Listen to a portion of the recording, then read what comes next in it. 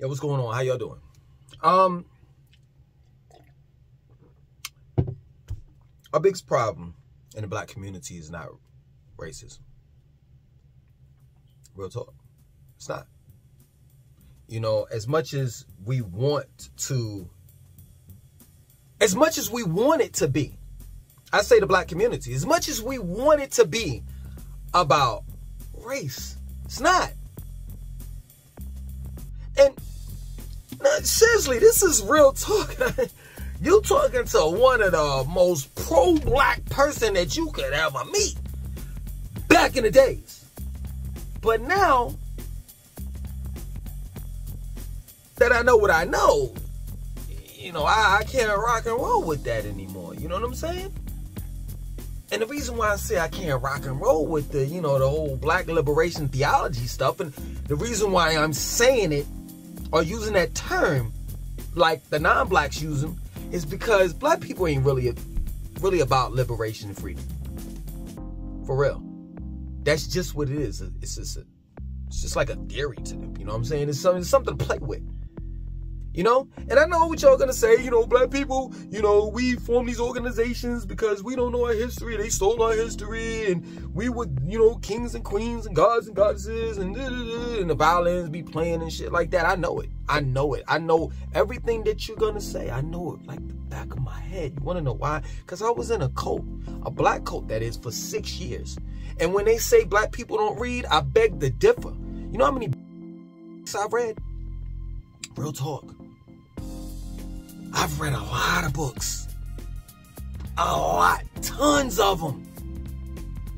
So anything that you may say, whether you're a 5%, a Muslim, a Sunni, a Shiite, a Nation of Islam, whether you with the Yorkies, you know, the Nubians, or, you know, you get down with the Moorish Science Temple, with Noble Drew Ali, or you an Egyptologist, however way you put it, however way you swing it, I've studied all of your ways of life, beliefs, and religions, the three monotheistic religions, you know, of the world, Judaism, Christianity, Islam. I know a lot of shit. So like I said, that black liberation theology is just a joke. It's a game in the black community. We have no leaders. Our leaders are gone. And most of our leaders were killed by the black community. And if most of our black leaders weren't killed by the black community, they were set up. They were working along with, you know, your Black Messiah or operation, led by, you know, your man J. Edgar Hoover. So black people ain't about no serious shit. They not. And I don't even know why we call ourselves men. Because one of the characteristics of being a real man is being a protector. While real men are out there screaming to aid, fighting for their family, providing, protecting us, NIGGERSS, all running back and forth, up and down streets that we don't own, shooting and killing one another. While that's going on, you know, innocent. I can't even call them innocent. Just, you know, straight bullets hitting your mother, your sister, your brother, your aunt, your uncle. How in the world can you tell me that racism is the #1 problem when I'm a target in my own community? That's real talk. And I know y'all don't want to hear it, because there are non-blacks listening to this. And the reason why black people don't want to hear this, because black people don't want to admit. But I am. We don't want to admit that we're embarrassed. That's real talk. We talk about, listen to this, man. Y'all not hearing me. We talk about genetically modified foods. We talk about systemic racism, redlining. We talk about how they're stealing our votes. We talk about how they don't want us in their communities. We talk about how they don't like hiring us. They just don't want us around. Let me explain something to you. A real man, that's including me. I'm included in this conversation, so don't get it twisted. I'm talking about me as well. A real man does not bitch and complain. And that's all I see. When we are protesting, marching, excuse me, let me be factual. Bitching, complaining, and begging massa for shit. That's all I see when I look on the TV. That's all I see when I look at black organizations. Let's just be real. You all don't have not even enough force. You don't have a force to actually, you know what I'm saying? Like, do something about it. Do something about your situation. Because let me tell you something. Over on the other side, if non-blacks had to deal with what we have to deal with, right? Redlining, systemic racism, food deserts, public school system, you know, the public school system is shot in the black communities. Poor public school education. If the non-black man were faced with all of the adversities that we claim we're faced with on a daily basis, those non-black real men get the fuck up and do something about their current condition, no matter what condition they're in. Do you understand that? Do you understand that we have to start looking at things through, I know I don't have lenses, but through the lenses of reality. The black people, the reality of it is let's just be real. The non-black came over here, conquered this shit, and now it's his. You got a problem with whatever he got going on here, then it's, you leave. You don't bitch and complain about it, because that don't get you anywhere. It really doesn't. Ain't no handouts in America. Non-blacks don't give a fuck whether you built this shit or not. You're asking for sympathy from someone that you know that gives no fucks. Gotta understand that. Alright? So now, let's look at things through the lens of reality. We are losing men, casualties of wars, being locked up, shot and killed. We are at war with some people. Not all. But there are some people that we're at war with. And we have to understand that.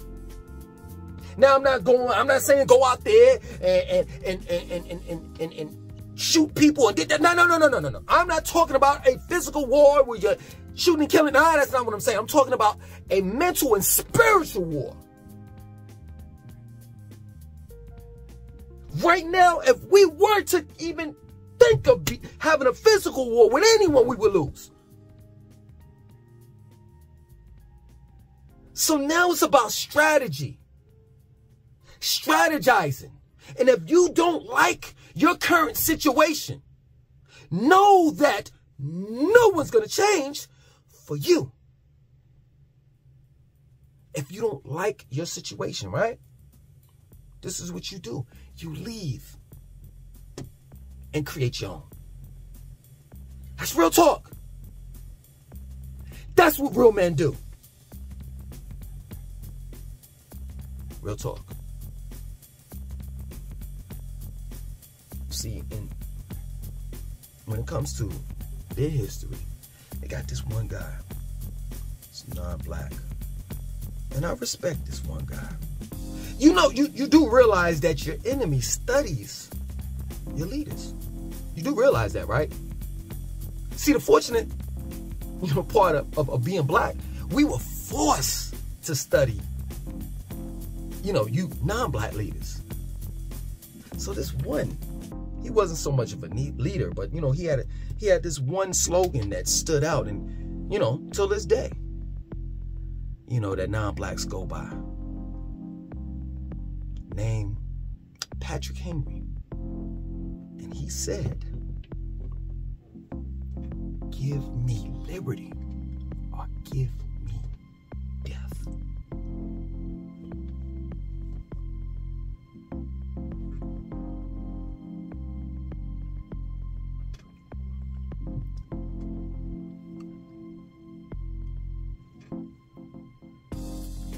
Real men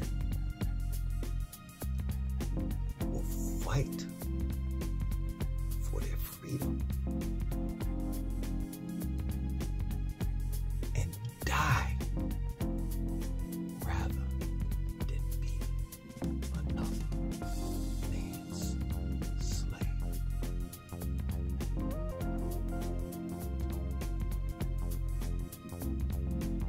Problem in the black community is not racism. The problem in the black community is us.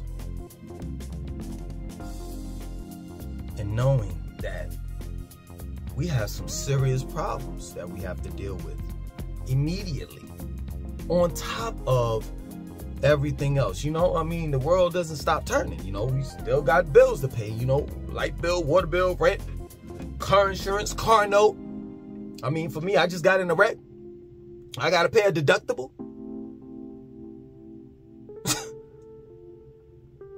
But at the end of the day, come on, let's just be real. Like seriously, I'm done with the bitching and complaining. I'm done with it. When are we going to put forth action is the question. When are we going to put these down and pick up a goddamn book?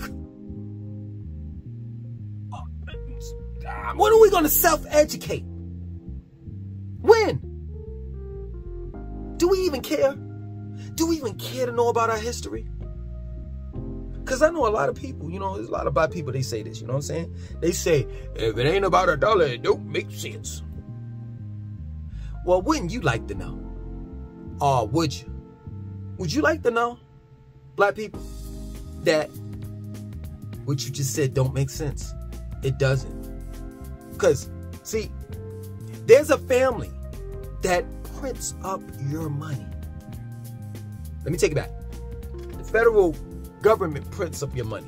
There's a family that makes the actual paper that your money is printed on. And that paper is 75% cotton, 25% linen. They call the notes, once they're cut up, you know what I'm saying, and stamped, they call those notes fiat notes. Fiat is a Latin term that means let there be. So I'm just trying to understand. If it don't make money, it don't make sense. The Crane family actually makes money. What the fuck do you really do? Oh, I know what black people do. We spend it. Because all we are nothing but a permanent working class of fucking consumers.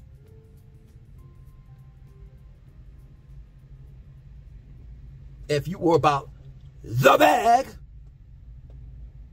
you will be printing up your own fucking money. Fact check me on this. It is not illegal for you to print up your own money. Fact check me on it. You know I'm on my shit. I'm going to say it again. It is not illegal in America for you to print up your own money. I'm not telling you to spend it. I'm not telling you to put it in America's economy. I just said it is not illegal for you to print up money. Your own money.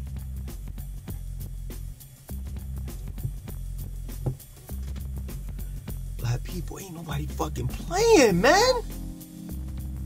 Ain't nobody playing with you.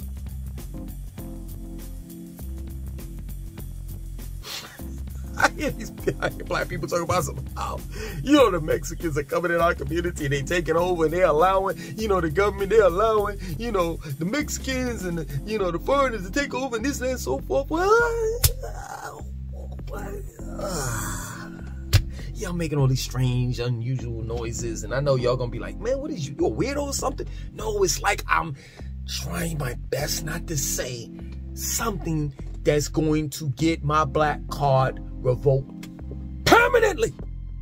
Because y'all revoked my black card, it was like last year around this time, and I got it back, I think around November, but then I got another strike because I think I looked at a white girl's ass at the YMCA. So y'all took my black card for that one, and I got it back again because I think I had, I think my daughter had did a Martin Luther King essay.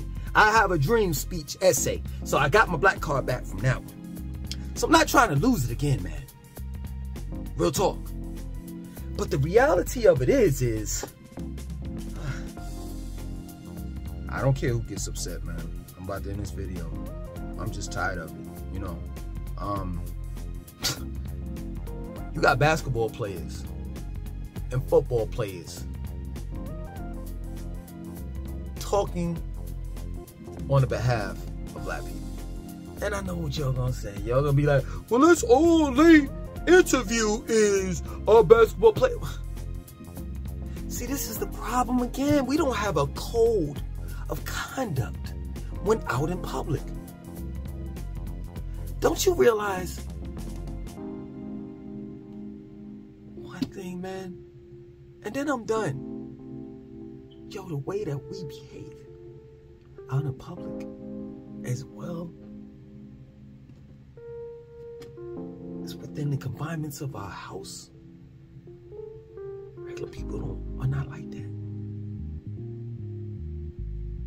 Yo, I'm here to tell you, man, like, we are a dysfunctional race that needs some help, man. And I would advise every black person to get some type of help. We gotta get it together, man. We gotta try other alternatives out that we haven't tried out before. Cause this whole thing of trying it the way we've been trying it ain't working. Like, when I go out that door, man,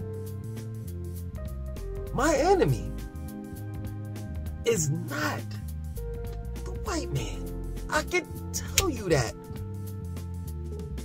I can tell you that.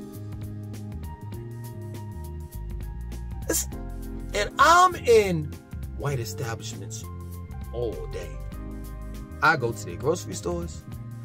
I go to their restaurants. You know, I'm a vegetarian, so, you know, selective restaurants. I go to their gyms. I rent from them. I get electricity, water, cable, internet service, all the above from them. I interact with them every day. And I can tell you, I don't have no problems with them. None. If anything, I'll get a good morning.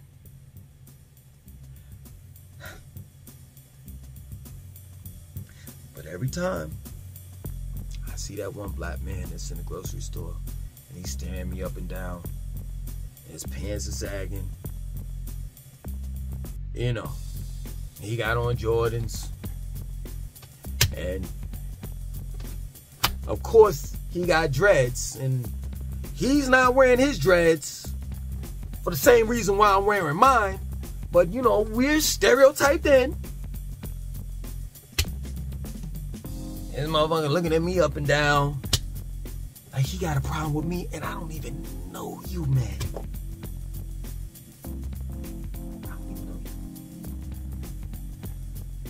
my people,